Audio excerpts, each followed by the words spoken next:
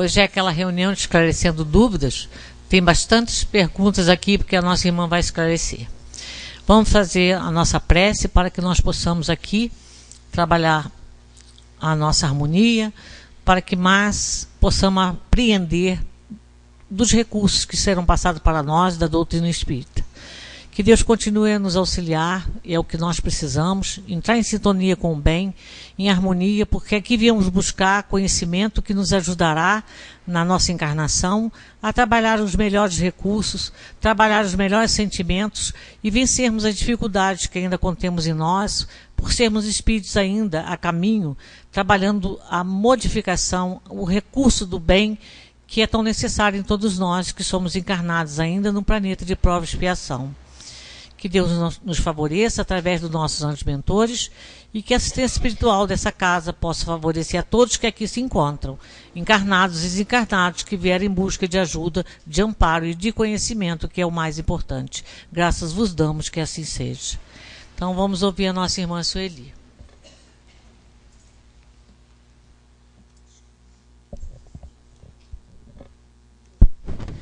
Uma boa tarde a todos. Vamos aproveitar essa chance, né? A gente sempre pede ajuda aos espíritos para que a gente possa esclarecer e não complicar mais, né? E às vezes nas perguntas a gente complica mais do que esclarece. Bem, nós temos várias aqui que com certeza chegaram para hoje. Elas não estão com anotação de terem sido respondidas domingo, então são novinhas aqui. O que a doutrina nos proporciona em termos de conhecimentos? Explica o porquê da vida, das dificuldades e diferenças? Com certeza. Ela nos proporciona muitos conhecimentos. A doutrina espírita funciona como aquele poderoso, né, telescópio que tem aí, que vai desvendando o universo para a gente, e ela faz isso, né, com a dimensão dos espíritos, explica o que está acontecendo, o que acontece com o espírito antes de reencarnar, durante a reencarnação, após a desencarnação, né, a vida dos espíritos.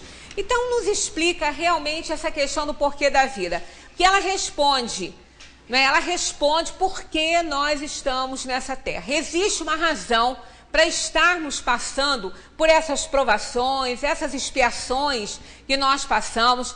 Na pergunta, na questão que fala sobre infelicidade e felicidades relativas, logo no início do quarto livro, o Livro dos Espíritos, já que ele contém os 4, né, da codificação, Kardec obtém dos espíritos o comentário a respeito dessa questão da felicidade, que não se pode ser totalmente feliz numa terra como que é um plano de provação e expiação, porque nós estamos aqui passando algumas dificuldades, ou para resgatar um passado, ou para provar que já estamos mais evoluídos. Então a felicidade não pode ser completa, mas cabe a cada um trabalhar para ser tão feliz quanto se pode ser. Então ela explica as razões da dor, do sofrimento, né, as diferenças que existem nessa sociedade. Agora, logicamente, tudo baseado na pluralidade das existências, que é a reencarnação. Então, claro que sem a reencarnação, a doutrina espírita não explicaria nada. Ela é um dos seus princípios básicos. Existência de Deus, existência e sobrevivência da alma, pluralidade das existências, pluralidade dos mundos habitados e comunicabilidade dos espíritos. Esses são os 5 princípios básicos da doutrina. Então, nesta explicação, nessa elucidação do porquê, né, por que estamos aqui, por que o espírito tem que reencarnar, qual é a tarefa, né? Tem uma pergunta também sobre a questão da missão dos espíritos. O único objetivo da vida é fazer o bem, para que o espírito possa realmente desenvolver a compaixão, a solidariedade, né? Tudo necessário para que possa alcançar uma vida melhor após a desencarnação. Então, com certeza, a doutrina esclarece muito. A gente sempre fala que aquela pessoa que toma contato com o Livro dos Espíritos e ela estuda aquilo ali, ela lê, ela toma conhecimento desses conceitos que a doutrina nos mostra e revela as leis da natureza, que a doutrina espírita não inventou nada, ela apenas revela as leis que pertencem à natureza, ninguém é a mesma coisa. Ninguém fica igualzinho, todo mundo se modifica, ou pelo menos tem uma vontade enorme de se modificar, porque realmente toma conhecimento de fatos que até então, né, não eram elucidados para aquela pessoa, ela então não conhecia certas coisas. Então, realmente ela esclarece muito. Aí, continuando isso, ó, se sabemos e não nos esforçamos para colocar em prática, qual o grau de responsabilidade que teremos? Todo. Muito. Nós teremos toda a responsabilidade. Porque aquele que está errando, porque ele não tem conhecimento do fato, ele não sabe que ele está errando, no nosso nível de evolução aqui na Terra, nós já temos assim um grau de conhecimento bastante grande aí para a gente poder discernir entre o bem e o mal. Nós não somos espíritos primitivos, nós já sabemos perfeitamente quando a gente está errando. Mas não detemos tantos conhecimentos assim, somos espíritos ainda inferiores. E quando a consciência nos cobra, quando vem o arrependimento e o remorso, ali a gente tem a certeza que sabia que aquilo ali não estava certo. Ou pelo menos, depois do caso consumado, a gente se deu conta de que realmente não foi uma boa escolha, né, a atitude que tomamos. E aí, né, se a gente não sabia, é uma coisa, mas aquele que tem conhecimento, que sabe que está errando, e não se esforça para melhorar e continua errando, ele é totalmente responsável pelas suas atitudes e por todo o mal que tiver origem no mal que fez e no bem que deixou de fazer. Isso é muito importante, porque às vezes as pessoas falam, mas eu não faço mal para ninguém. Mas aquele que não faz o bem, tendo que fazê-lo e não faz, do bem que ele deixou de fazer, males vão ter origem nesse bem que ele deixou de fazer. Alguns prejuízos serão causados, explorados. Então, logicamente que aí, aquela pessoa que não fez o mal, mas deixou de fazer o bem, os males que tiverem origem desse bem que ela deixou de fazer, também vão estar lá na continha dela a parcela de responsabilidade para ela. Então, não é só não fazer o mal, a gente tem que fazer o bem na medida, né, das nossas aquisições, dos nossos esforços. A gente tem que se esforçar para isso, senão a gente não consegue fazer. Então, quando a gente já sabe, né, e faz o que não deve, aí a gente tem total responsabilidade. Às vezes, quando uma pessoa chega na casa espírita, se dizendo influenciada, obsidiada por um espírito, vem até com um certo rancor dessa alma que está atrapalhando a vida dela, que está impedindo, né, a evolução da vida dela nesse planeta, e vem até com raiva daquele espírito. Isso é outra coisa que a gente esclarece para essa pessoa. Essa responsabilidade também é dividida. Porque se um espírito está nos obsidiando, a influenciação não que todos nós recebemos. Né? Somos espíritos encarnados, então somos sempre influenciados pelos desencarnados, tendo aí a qualidade dessa influência de acordo com a sintonia do pensamento do encarnado.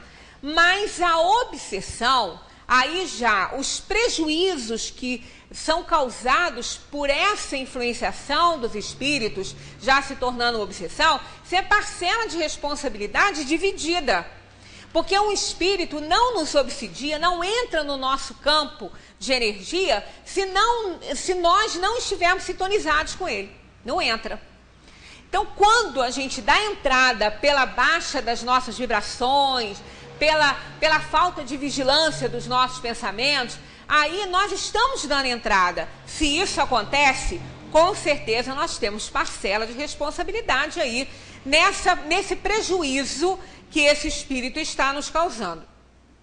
Então nós somos sempre avisados de que somos responsáveis por todos os nossos atos. E como os nossos atos são resultado aí dos nossos pensamentos, porque o pensamento alicerça as atitudes, Então, se o nosso pensamento não é muito bom, a atitude também não vai ser, e o nosso pensamento já atrai espíritos inferiores que vão atrapalhar a nossa atividade. Então, a nossa parcela de responsabilidade existe e vamos ter que dar conta disso. Vivemos em um mundo onde as tentações estão por toda parte. Fica difícil resistir. Temos a ajuda dos espíritos amigos, anjos da guarda? Temos. Que seria de nós se não tivéssemos. Até separamos aqui, no Livro dos Espíritos, uma questão que nós abordamos há poucos dias, porque nós estávamos falando sobre a questão da lei, né, da lei natural. Então, na 645, Kardec pergunta: quando o homem está mergulhado na atmosfera do vício, o mal não se torna para ele um arrastamento quase irresistível? Olha o que eles respondem: arrastamento sim, irresistível não. Então somos sempre livres. E eles continuam: porque no meio dessa atmosfera de vícios pode-se encontrar grandes virtudes. São espíritos que tiveram a força de resistir e que tiveram, ao mesmo tempo, a missão de exercer uma boa influência sobre os seus semelhantes. Então, arrastamentos nós vamos sempre ter. Tanto que a gente comenta que nas últimas frases do Pai Nosso, a oração que Jesus nos ensinou, está lá: não nos deixeis cair em tentação, livra-nos do mal, amém. Falamos sobre isso semana passada na lei de adoração. Essa preposição em, com valor temporal, ela quer dizer o seguinte: não nos deixeis cair quando estivermos em tentação. Quer dizer, auxilie-nos, ajude-nos a resistir às tendências inferiores, às influenciações inferiores, às tentações. Nós estamos no mundo de provação e expiação. Estamos aqui para provar, espiar, ser testados o tempo todo, né, para ver se a gente já está melhor. Então, as tentações vão sempre existir em planos de provação e expiação. Em planos superiores, ela deixa de existir porque ela não tem mais função, ela não tem mais objetivo. Os espíritos já fortalecidos não se deixam levar por isso. Então, ela não existe lá, porque a tentação é por parte da inferioridade. Aonde não há inferioridade, não há tentação. Então, em mundos superiores, ela não existe. Os espíritos são bons, eles estão ali, muitas vezes, provando, mas sem essa abordagem da inferioridade. Mas no mundo como o nosso tem.